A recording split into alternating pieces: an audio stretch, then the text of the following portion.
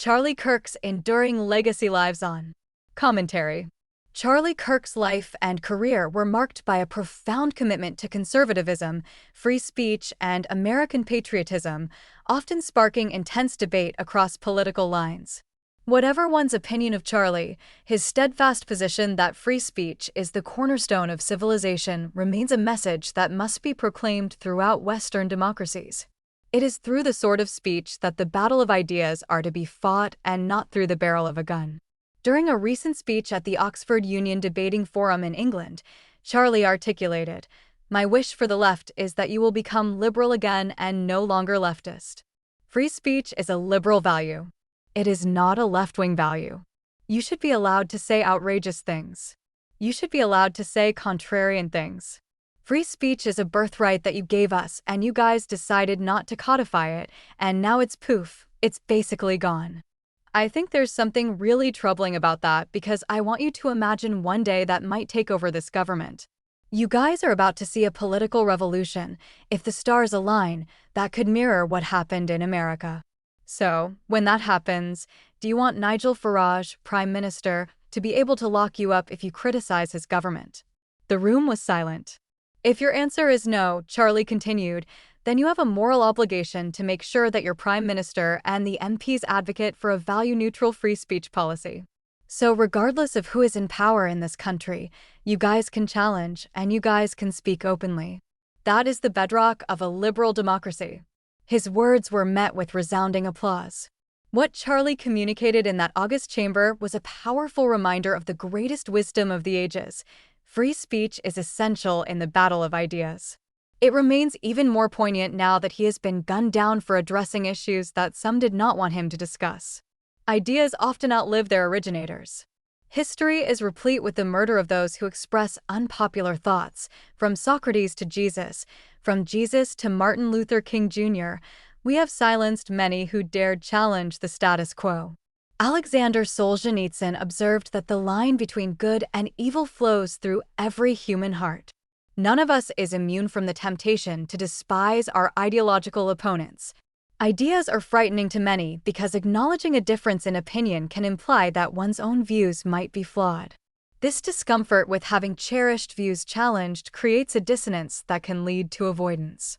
Or in the case of extremists, murder is seen as a legitimate means to silence opposition.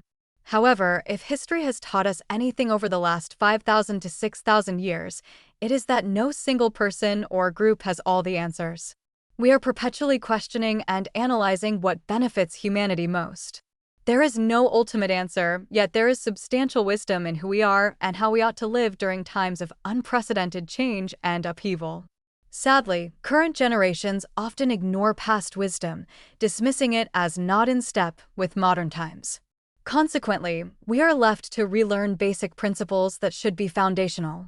Society's glorification of innovation over tradition often leads to the abandonment of hard-earned wisdom, and history shows that such disrespect for the past can have detrimental consequences.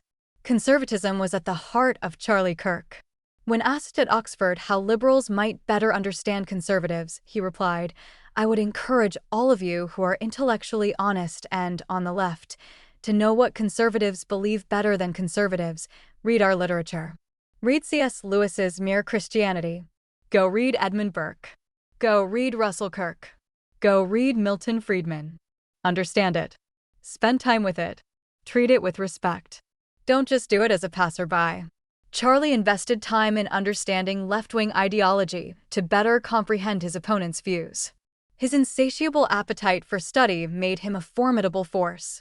For those sensitive to having their ideas challenged, Charlie posed a threat to their ideological comfort. Ideas were the currency with which Charlie bargained on university campuses. The more he debated, the stronger he became. Yet, he engaged respectfully with his audience, including those who disagreed with him. As a Christian, he took his religious commitments seriously and refrained from degrading others. He was partisan and a strong American patriot who believed in America's mission and focus as a force for good in the world. Courageous and unwilling to cower, even when cautioned by his friend Jack Posobiec about the assassination attempt against President Trump in Butler, Pennsylvania, Charlie reiterated his compulsion to continue engaging with America's youth. He viewed it as the only effective way to encourage young people to take conservatism seriously. His organization, Turning Point USA, embraces the tagline, "Changing a Generation," promoting freedom-loving American values on over 3,500 campuses. Ideas are infectious. Destroying a messenger does not annihilate the message once spoken or written. Ideas once uttered are immortal. Young men like Charlie are rare because of their courage to put in speech and print their prescriptions of ideas drawn from the past. In this sense, while Charlie may be assassinated, his life's work, though cut short, lives on. The world is better because he walked in it and spoke words imbued with the wisdom of the past that will endure forever despite the assassin's bullet.